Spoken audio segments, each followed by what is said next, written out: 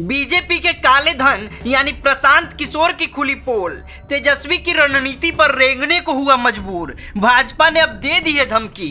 2 अक्टूबर को पार्टी बनाते ही पीके के अंत की होगी शुरुआत। छुट भैया नेता जैसी हालत में फिरेगा भागा भागा, लगेगा जोरदार तमाचा। बिहारियों और भाजपाई दोनों को चुनना लगा रहा है पीके। भाजपाई आका नाराज हो गए हैं, इतने ही दिन का मिला है अल्टीमेटम।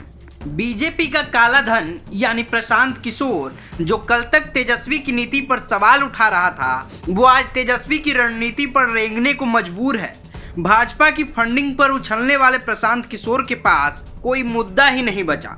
जो कल तक बड़े बड़े पत्रकारों और अपनी सभाओं में चीख चीख कर कह रहा था कि बिहार में तेजस्वी ने जातिवाद फैलाया है, वो आज खुद जाति के हिसाब से चुनाव में अपने उम्मीदवारों के उतारने की बात कह रहा है। प्रशांत किशोर ने अपने आका के हुक्म पर कहा है कि बिहार में मुसलमानों के बड़े गांव सबसे अधिक बदहाली में जी रहे हैं। प्रशांत किशोर ने कहा कि सभी इनसे वोट तो ले लेते हैं, लेकिन बाद में इस गांव में कोई काम नहीं करता है। तो सुनो बीजेपी का काला धन यानी प्रशांत किशोर, तुम्हें सिर्फ विपक्ष का वोट बैंक ही क्यों नजर आ रहा है? तुम तो बिहार की विकास की लंबी लंबी बातें करते हो। तुम्हें मुस्लिम और यादव छोड़कर दूसरे जाति और धर्म वाले लोगों की परेशानी क्यों नहीं दिख रही है?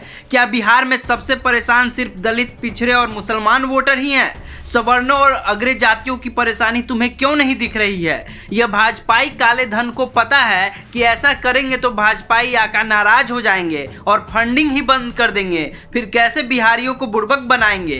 क्या बोलकर जनता को गुमराह करेंगे? वैसे भी अब भाजपाई काला धन यानी प्रशांत किशोर की दुकान ज्यादा दिन तक चलने वाली नहीं है। धीरे धीरे बिहार के लोगों को समझ में आने लगा है कि प्रशांत किशोर बीजेपी की टुकड़ों पर पलने वाला छुट भैया नेता है, जिसे मीडिया ने पैसा खाकर एक ब्रांड बनाने का असफल प्रयास किया, लेकिन वह चल नहीं सका।